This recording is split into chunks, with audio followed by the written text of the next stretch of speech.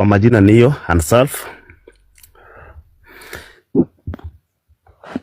Nilikuwa nafanya akalale tikisa sana ne. Yani ne comfortable.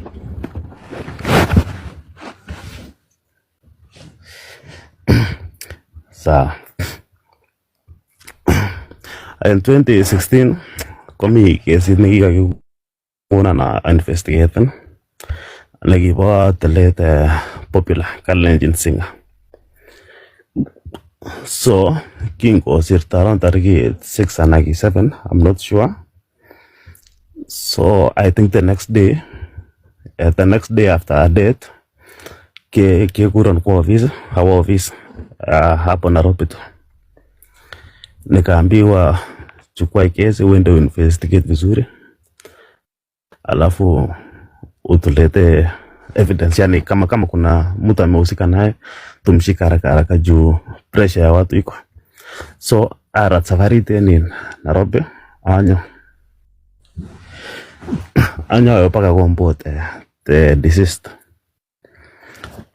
paka ngalal kidogo ak one of the family members akanipea simu request maalele kikona kikiamut koroka yanga kwa office ni maloyen tateria tukaenda kuongea naye kukinage ale mami ile taratan request ne kuona the phone na pote deceased.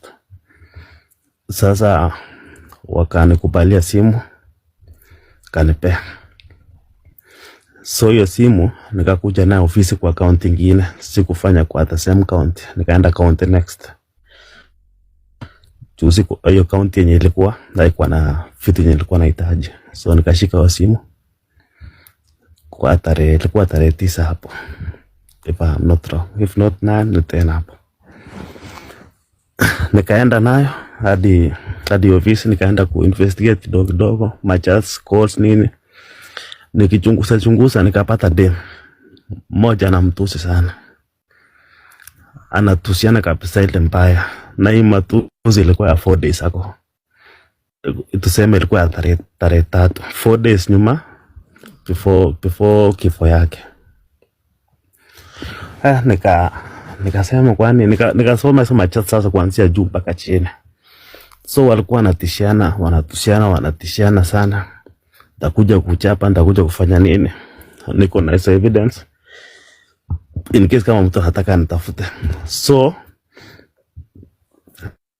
after that niliona iko serious. Siku ya pili siku ya pili nikaenda ofisi fulani hapo, nikaenda kuchukua calls ya hizo namba of voice. Nikapewa, ilikuwa voice around voice calls ilikuwa around 15 hapo hivyo. Nikakuja nikaweka records.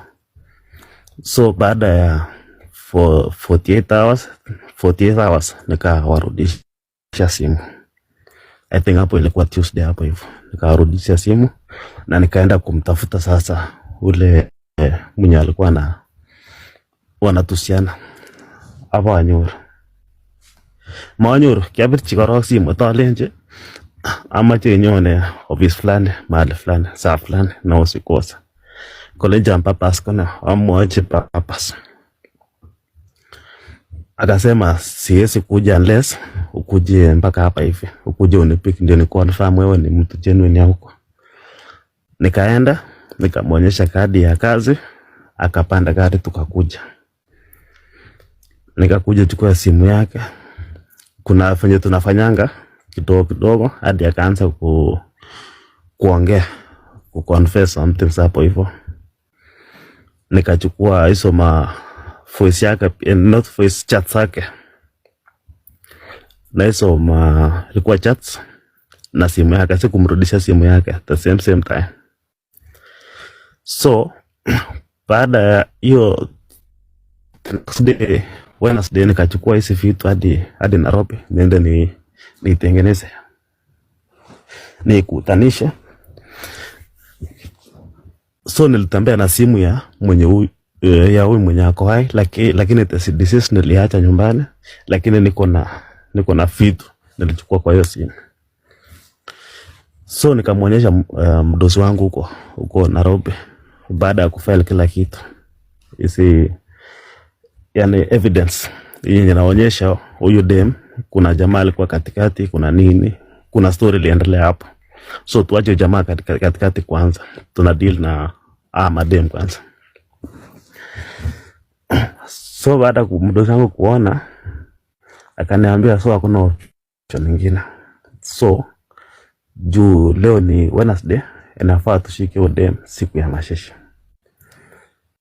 Nikaambia sasa na tukaagrii hivyo, kakuwa hivyo kabisa. So mimi nikakuja home on Wednesday. Juu maneno ilikuwa nafanyika haraka juu ya pressure yenye ilikuwa naharakisha kabisa. So nikakuja home on Wednesday. Nikampigia simu kwa barabara nikamwambia tunaweza meet, akaniambia hapana. Mimi niko busy. Sasa tuwezi meet, kuna mara nataka niende. Nikaambia sawa. So Wednesday nikakuja direct hadi home. Kina yetu ka Thursday kubirwa simu saa masaa ya saa 8 hivi. Kulenja nyana, alenja mia, kulenja ntot nyogetuye. Alenji nana, kule kwa mwa wasenta na gituye shine. Alenji saa anyona. So nikachukua majamaa wangu nilikuwa na boys waine. Lakini alikuwa wadogo wangu. So cooperate na mwake. Kena msafari pa switchen karit en town. Kwa sababu wanachukana mpata. So mimi nikaenda na hadi huko. Hadi club alikuwa anasema. Ketuye at this lady. Kiraba ine kidogo. Kulenja niene. Kule angie maywe alenje yene. Kule anaye kinisa. Alenje sawa. Ipo anagana kesi. Kipo angesi. So ya time ni around saa 10 hivi.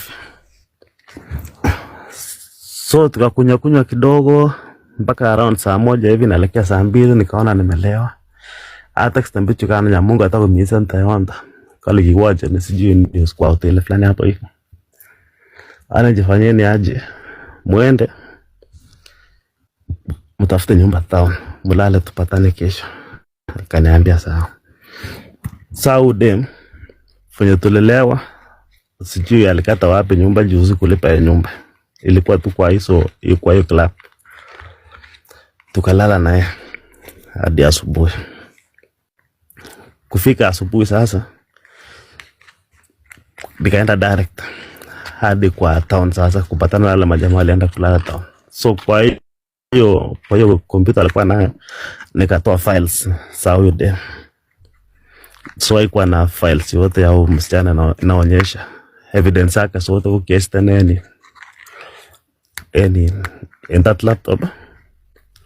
Akaanget all 7 kept na hard copies. Aga 7 voice chugano in my phone.